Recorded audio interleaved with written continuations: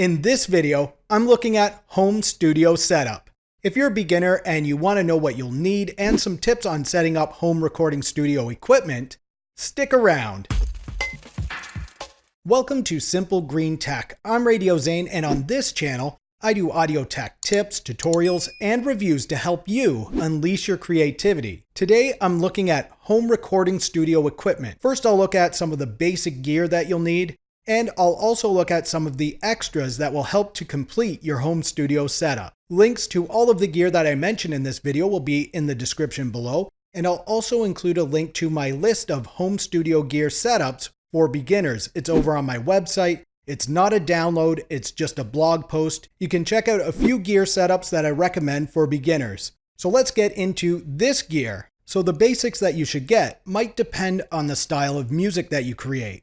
But at the very least, I recommend getting an audio interface. This is the heart of your home studio. If you record vocals, bass, or any other analog audio source, the audio interface will convert it to digital so your computer can understand it. Even if you just create music inside the box, meaning you're only using virtual instruments and loops to create music, you'll still benefit from having an audio interface as it will give you better routing options and the monitoring quality will be better too. A few starter audio interfaces that you might want to consider are the Behringer UM2 or UMC22, the Focusrite Scarlett Solo or 2i2, the PRESONUS AUDIOBOX, and if you really want to step things up, you can grab a Focusrite CLARETT interface.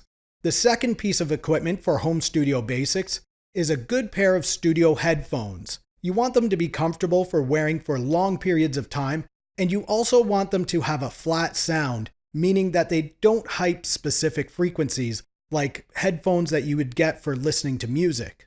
Behringer makes some alright studio headphones if you're on a budget, and so does TASCAM. But if you have a little more money to spend on headphones, you should look at the KRK studio headphones or the SONY MDR7506 headphones. Again, the links are in the description below. So you have your headphones and your audio interface. If you were just recording music inside the box, meaning virtual instruments and loops, you could kind of just go with this. But if you plan on recording anything at all, the next piece of equipment that we're going to look at is the microphone. There's no single mic that I can say is the best one to get, as everybody's voice is different and their instruments that they might be miking are different, along with your play style. But there are some budget options that are great starting points. If you want a mic that you can use in many recording situations and you'll likely use it later on in your recording career, I highly recommend the SHURE SM57 dynamic mic. You can record vocals with it or mic up an instrument. It really excels at loud audio sources like guitar amps or drums or an excessively loud singer. However, if you are a softer singer, you may need to get an external mic preamp to get some more clean gain for this microphone. If you want an even more budget-friendly option, you should check out the Behringer XM8500 dynamic mic. It still excels at loud sources, but maybe not as loud as the SHURE SM57, so you don't need as much gain, but it still requires quite a bit of gain. Now those were both dynamic mics.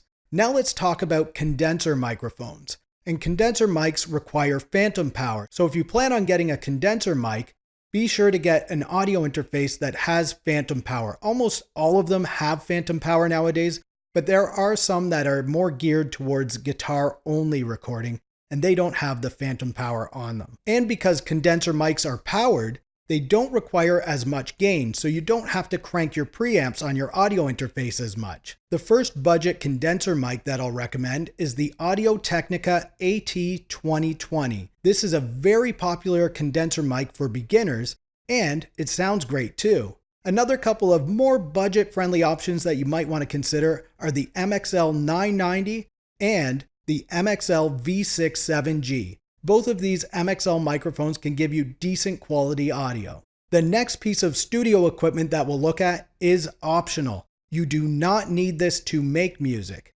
However, it can help your music sound better. It's studio monitors. Studio monitors can help you when you're trying to come up with a sound for a synth or your guitar, and they can also help during the mixing stage as they're going to give you a more flat sound, meaning they're not hyping any of the frequencies, so your music should sound similar across different devices. Budget price studio monitors are not 100% flat sounding, however, they can give you a better sound than when you're mixing with your headphones. The first pair of budget price studio monitors that I recommend are the MACKIE CR3s. These are great sounding small studio monitors that don't take up a lot of desk space, and they're fairly loud for their size too. If you want to go up to the next level with studio monitors, I recommend checking out the KRK ROKIT 5s. They have a flatter sound and they're bigger in size, which also means they're more expensive. However, if your budget allows for these, I highly recommend checking out the KRK studio monitors. Next up, we'll look at another optional piece of studio gear. It's your MIDI keyboard. Again, this is optional. You do not need a MIDI keyboard to make music. However, if you plan on recording with virtual synths, having a MIDI keyboard can help you get a more musical sound. MIDI keyboards come in a variety of sizes and configurations.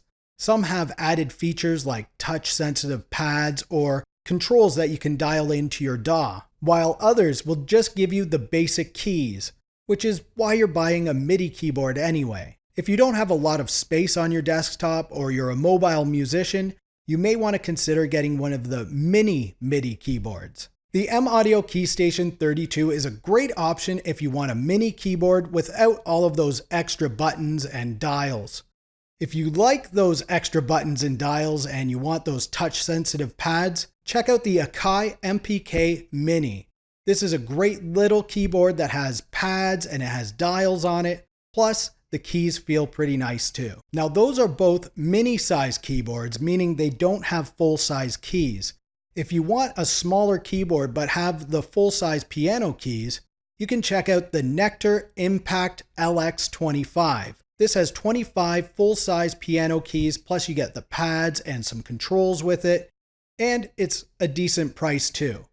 Now those are just 3 MIDI keyboards to get you started in your search. And the final thing that I want to mention here is you need some decent cables for your mics and your instruments. You don't need to spend a lot on the cables, but you want to make sure that they're in good repair. A bad quality cable can really ruin your recording sessions.